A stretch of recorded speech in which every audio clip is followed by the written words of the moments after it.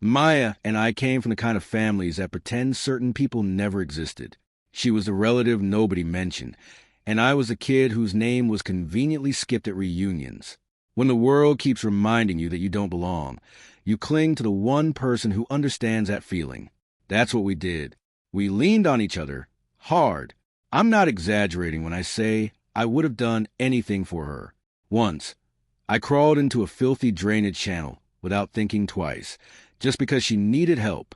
I came out soaked, stinking, and laughing like an idiot because she was safe. That was our normal, and she swore to me, right there beside her father's grave, that no matter what happened, she would always stand with me. Then life flipped the board overnight. The Vance family's golden successor suddenly passed away, and like magic, Maya was pulled back into the spotlight. The same relatives who used to sneer at her now treated her like royalty. Doors opened, chairs were pulled out, drinks appeared in her hands without her asking.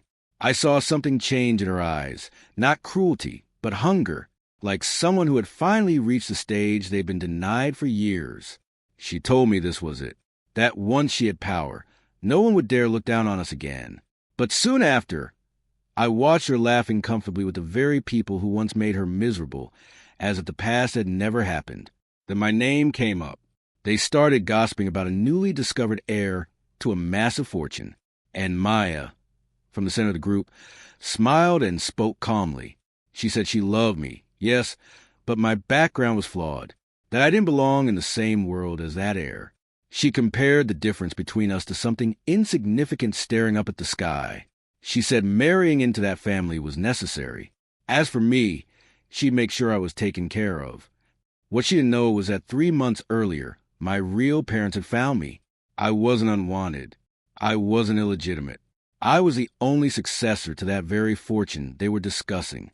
At the charity auction weeks later, Maya spent millions on a luxury watch. In front of cameras, donors, and socialites, she slipped it onto my wrist herself. She smiled gently, kissed my cheek, and called me the most valuable thing in her life. The room buzzed. I felt my ears burn and tried to pull back, whispering that people were staring. She didn't care. She tightened her grip on my hand and asked the crowd if anyone had a problem with it. No one did. They never do when power is involved. Everyone praised us, admired us, called us perfect. But I could see in their eyes calculation, judgment, ambition. That kind of attention always made my skin crawl. So I slipped away during the intermission. In the restroom mirror, the watch looked heavy, almost uncomfortable. Maya said she was making up for the past, that now we were equals, that she wanted to give me the life I deserved. And I believed her. Seeing her finally respected, no longer pushed aside, genuinely made me happy. I knew how much she'd suffered to get here. I thought we were finally safe. After half an hour, instead of return to the hall, I headed toward the garden behind the venue for some air. That's when I saw them, a group I wished I could erase from memory. I turned to leave, but then I spotted her among them. Maya. My heart tightened. Old instincts kicked in, the kind you develop after years of being cornered and mocked. Chloe, Sarah, Jen, they were all there, the same people who had made our lives held back when we had nothing. And in that moment, standing in the shadows, I realized something was about to shatter. Those three had turned cruelty into a sport when we were growing up. It wasn't just teasing. It was calculated, deliberate, and relentless. They ruined our meals, sabotaged our living space, laughed while I nursed a cracked rib, and that filthy ditch near the old apartments was only one reminder of how far they were willing to go. I'd be lying if I said it didn't scar me. Even now, certain memories still made my chest tighten. But fear never stopped me when it came to Maya. If they targeted her, I always stepped in, no matter the cost. So when I saw them gathered there, my body moved before my mind caught up. I headed straight toward them. I hadn't gone far when something made me slow down. Maya was standing comfortably among them, not tense, not guarded. She had her arm draped casually over Chloe's shoulder. Chloe didn't shove it away. She smiled. Sarah passed over 2 glasses of wine, like it was the most natural thing in the world. Even Jen, who never missed a chance to look down on us, was laughing softly, clinking glasses with Maya. They looked close. I stopped cold. My head felt hollow. This didn't match reality. These were the same people we used to curse under our breath. The same names we whispered late at night when we talked about everything we hated.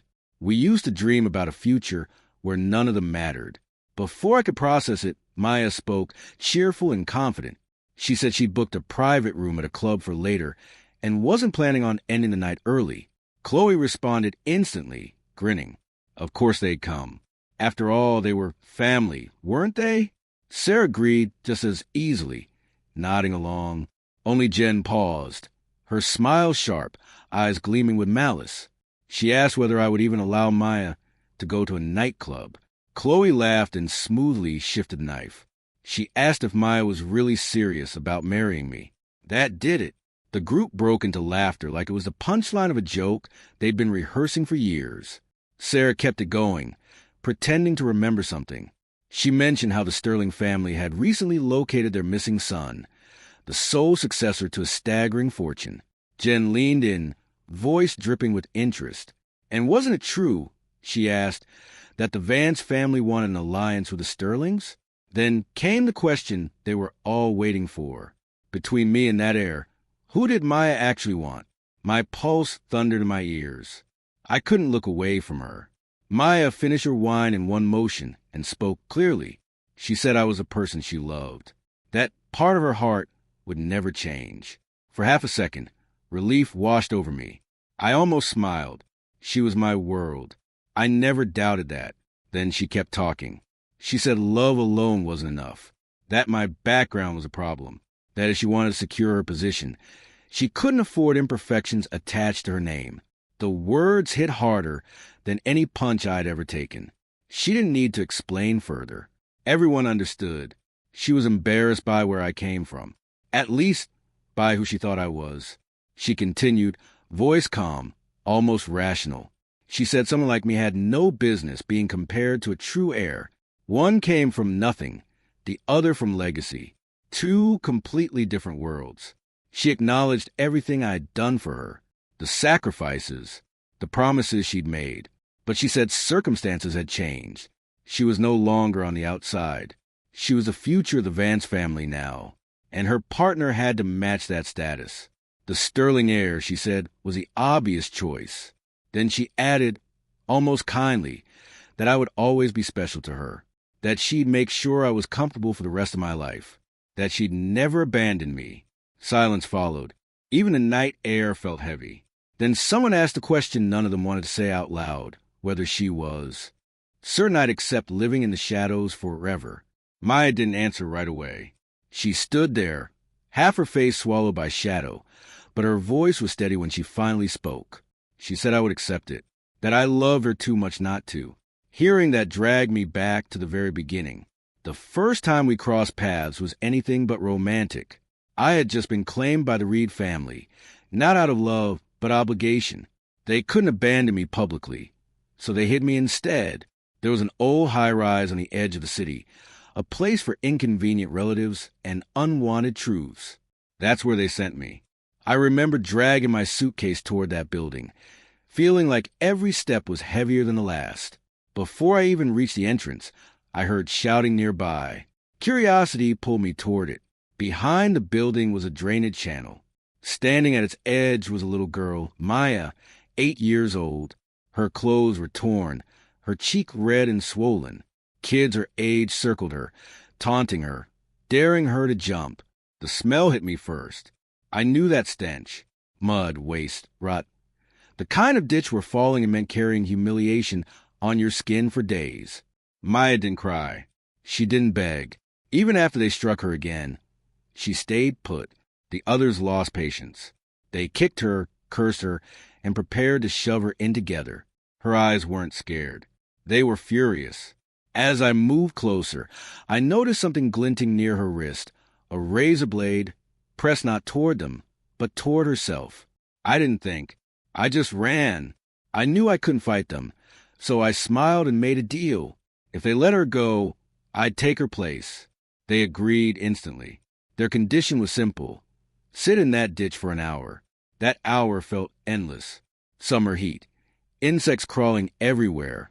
Filth soaking into my clothes and skin.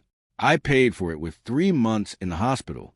When I woke up, Maya was there. Her eyes were swollen from crying, her hand gripping mine like I might disappear. She promised me then that she'd protect me from that day forward. That was how everything started. Once we understood each other's lives, we became inseparable. And because of that, the bullying only got worse. Those kids decided we were a match set, two castaways who deserved each other. They broke her ribs. They broke my arms and legs. From childhood into early adulthood, we spent years rotating through hospital rooms, lying side by side, bruised and bandaged. 15 years of shared pain turned friendship into family, and family into love. When we were 18, Maya took me to her father's grave. She told me she loved me. She swore that no matter how our lives changed, rich or poor, I would always come first. We even promised to marry once school was over. Then everything changed again. The Vance family's successor died suddenly, and Maya was called back. This time, officially. The same people who once ignored her now surrounded her with smiles. She looked radiant. She told me the nightmare was over, that no one would ever hurt us again. I believed her. The memory shattered as I returned to the present, listening to her speak. I wanted to ask her if she remembered what she'd said at that grave, if those promises meant anything at all. If she had simply told me she was choosing a different future, I would have stepped aside, quietly, peacefully. But she wanted something else. She wanted me hidden. She knew exactly how much suffering secret families caused. Her father, my mother. And now she expected me to live that same life. I couldn't stay there any longer. I stumbled back into the main hall. She found me later. I must have looked awful, because worry flickered across her face. She offered to take me home. I agreed. That's when a sharp whistle echoed across the room.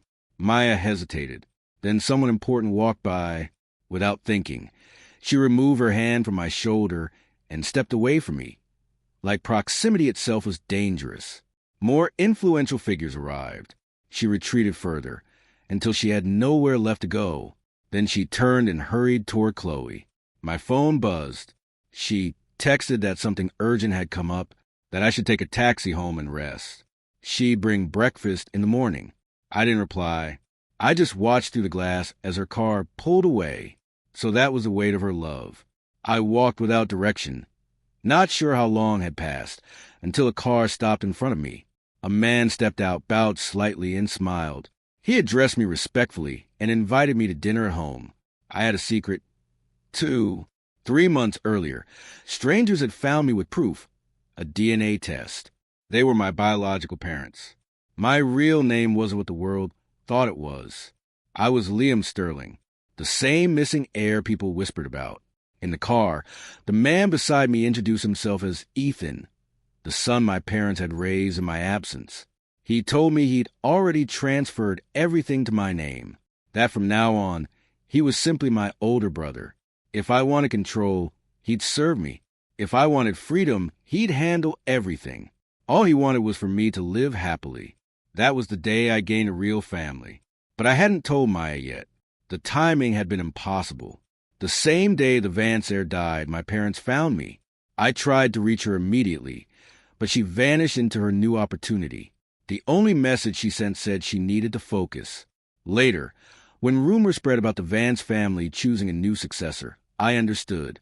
To win, she needed leverage. So I helped her. I told my parents everything. They listened.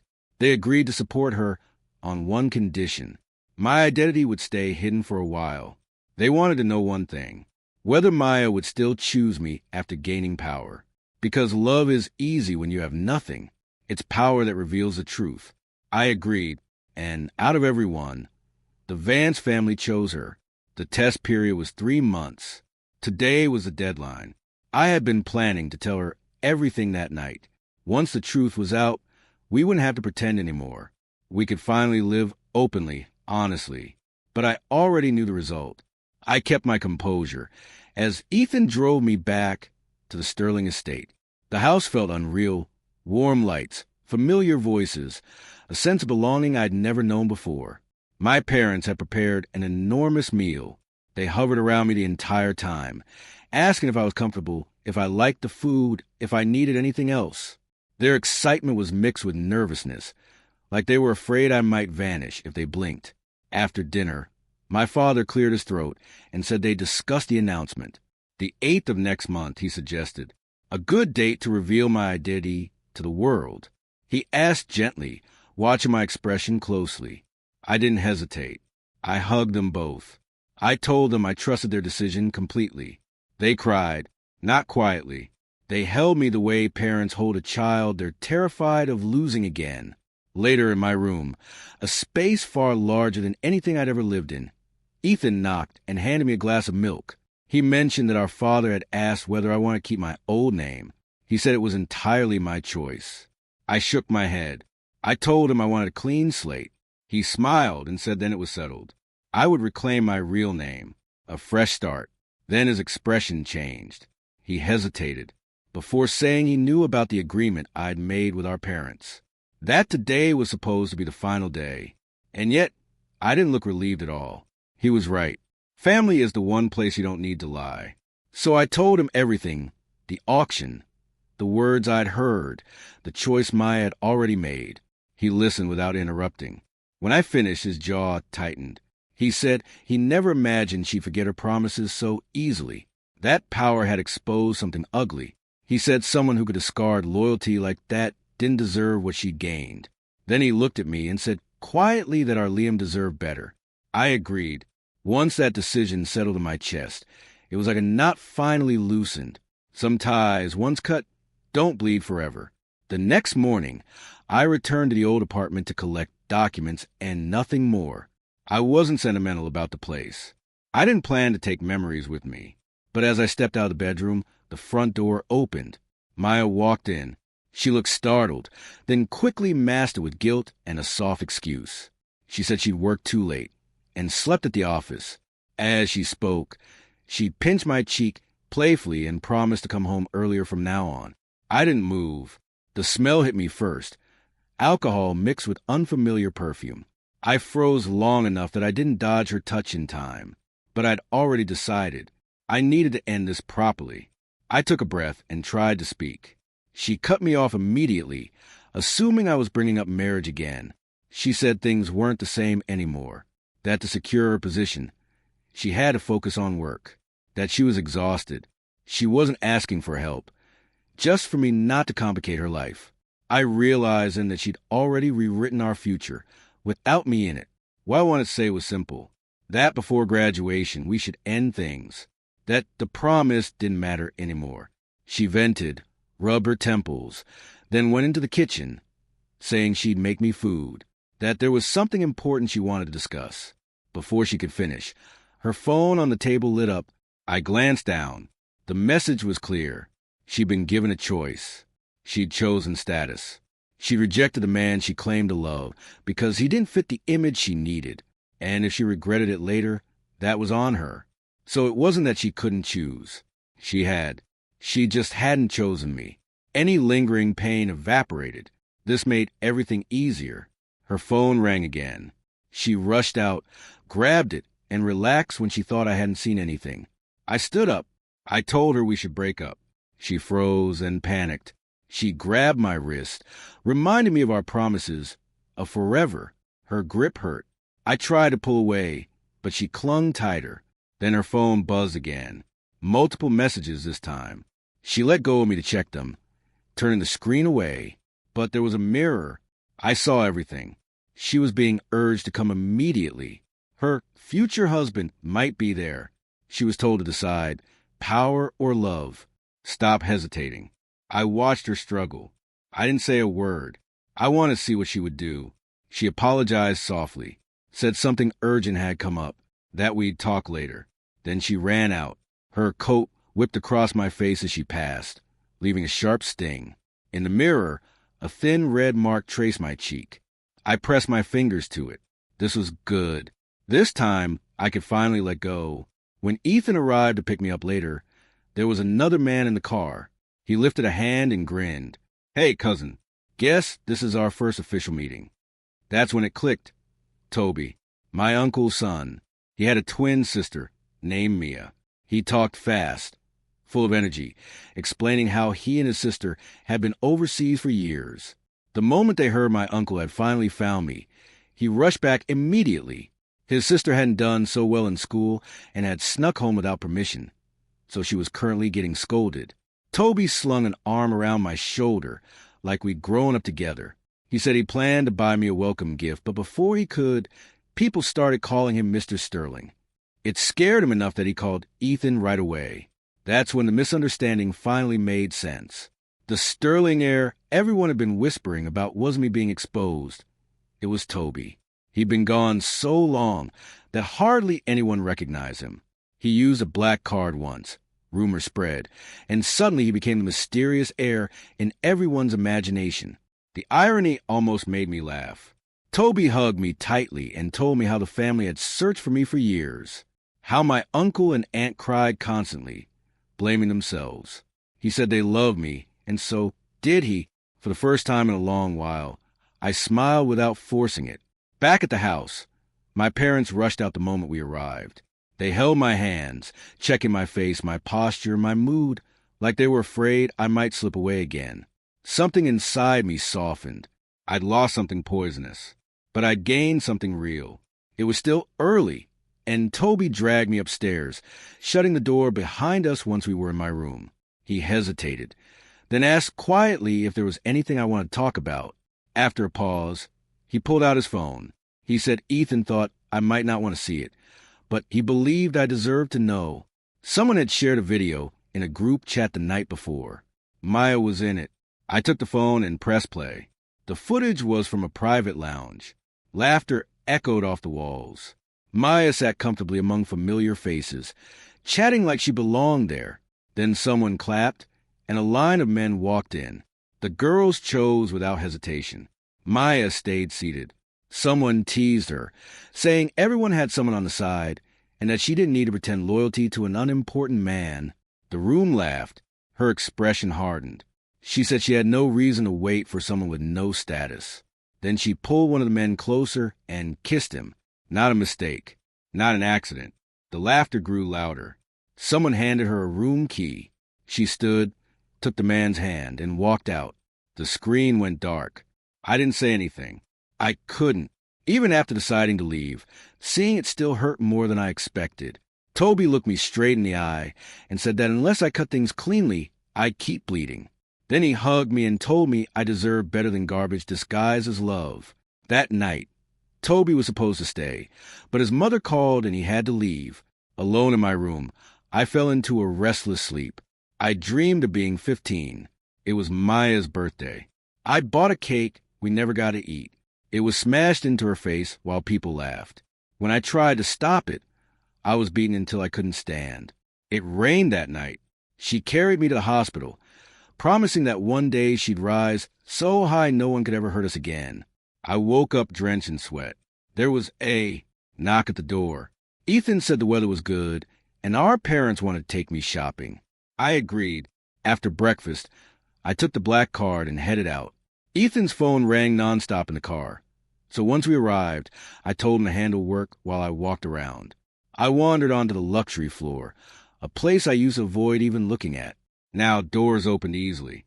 Then I turned a corner and ran straight into Maya. Beside her was the same man from the video, arms full of shopping bags. She froze when she saw me.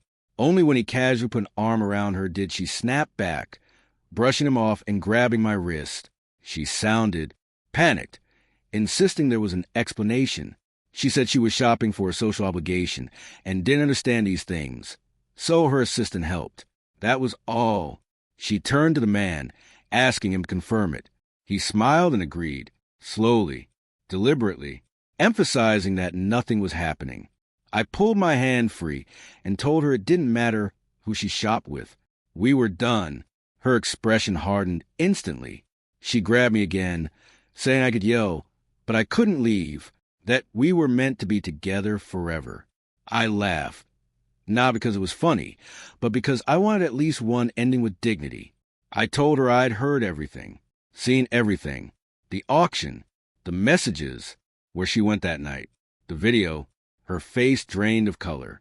I told her not to talk about misunderstandings. I would never be her hidden option. Ending things was the only choice. She shook her head desperately. "No," she said. "I didn't." I looked at her calmly. "Didn't what?" I took a step closer and asked quietly what she meant. Didn't plan to marry him? Didn't plan to abandon me? Or didn't plan to kiss that man? She didn't dodge it. She admitted everything, and then said she loved me. She said we had to be together. That love and ambition didn't cancel each other out.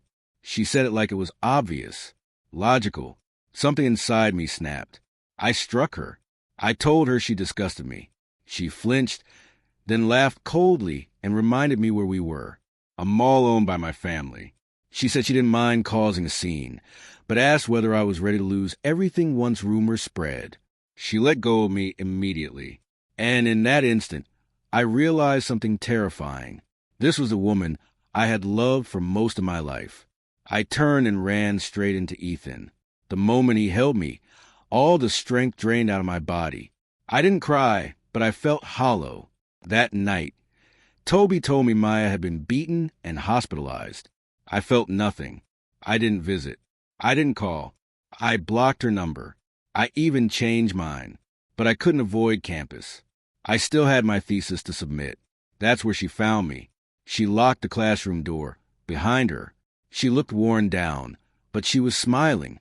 She said she'd been looking for me everywhere. She pulled out documents. A villa overseas. A place I could live freely, comfortably. I told her no. I would never live as someone's hidden partner.